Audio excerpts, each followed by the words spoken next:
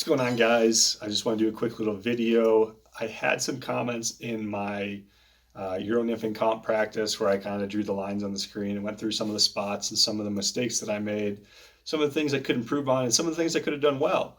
You guys really seem to like those videos, so I'm going to try to do a few more of those. If you do like those kind of videos, if you do like this kind of content, please subscribe or like the video and help me out, help support the channel. But I got some comments on that video. A lot of beginners watched that video, and they kind of wanted to get a feel for what I was using for my Euro nymphing leader. And so I'm going to flash that leader on the screen right now. And I'm just going to let it sit there for a minute. You can pause the video.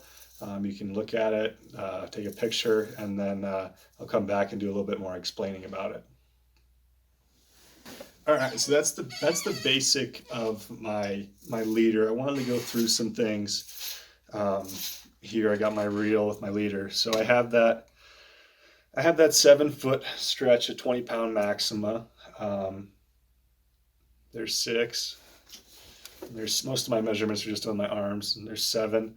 And so I make all my connections with a blood knot. I don't know how well you can see that, but I personally use blood knots to connect my Euro nymphing leaders.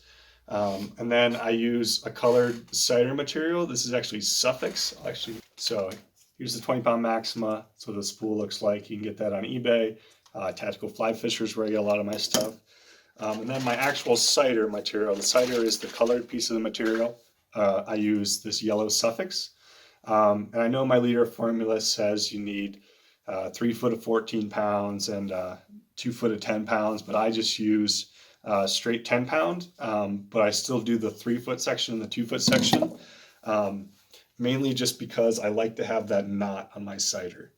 I like to have that knot connecting the two pieces, just because it adds a little something to help me see it a little bit better. And so when I'm fishing it, I have a little bit better sight. If I do lose it in a glare or something, I can kind of look for that knot, and it just really helps seeing it, and just gives me something to look at when I'm looking at my cider. But most often I look at the very bottom of my cider, where it connects to that little piece of mono, that one piece of 3X tippet.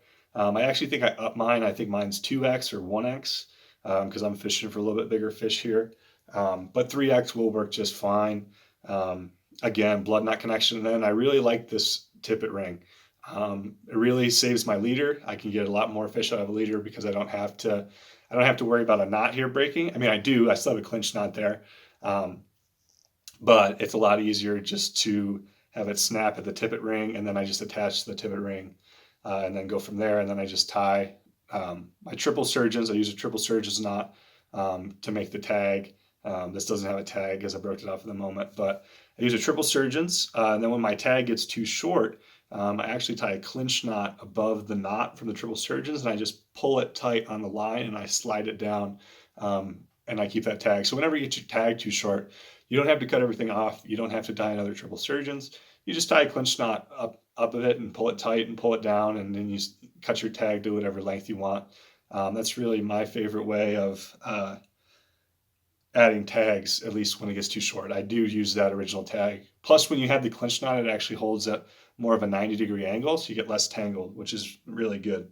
But so the big thing you're going to see is when you have your thing on the reel a lot, you get these coils in your line, and that's not ideal for fighting fish. You don't really want your leader to be all curly-cued, and I actually learned that from Pat Weiss, and this is actually his leader formula.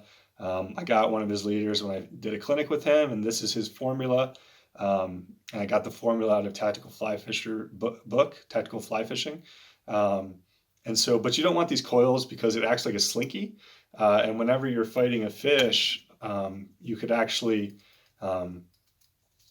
throw a little bit of slack in there. Plus, you especially don't want your cider coiled, because as you're tight lining, you're not actually tight because you have these in there. So you want it to be nice and tight. So whenever it hesitates, you can see the strike, and you can react to the hook, and hopefully you hook more fish. You hook them better because you don't have late hook sets. But so just take your cider, your whole line. I go all the way up to where I connect it to my fly line, and I just run it through a leader straightener, and you just pull it through there.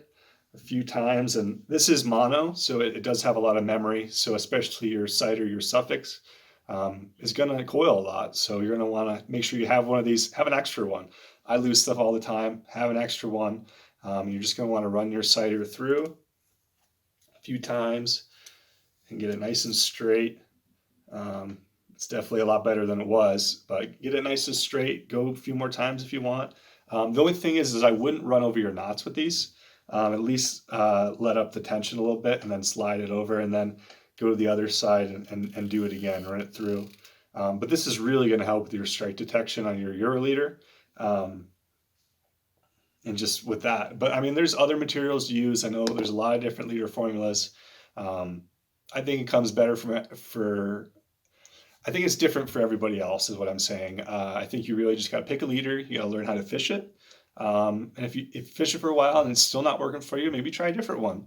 I especially like this leader because it's really good for throwing dry dropper. I really like throwing dry dropper off of this Euro leader. That way I can just hold it up like I'm almost Euro nymphing a dry fly.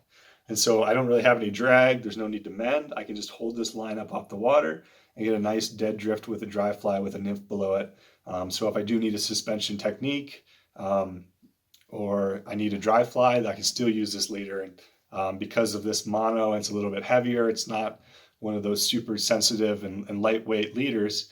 I get a little bit better turnover with a dry fly when I'm casting it. I also get a little bit better turnover with my nymphs as well, which I do enjoy.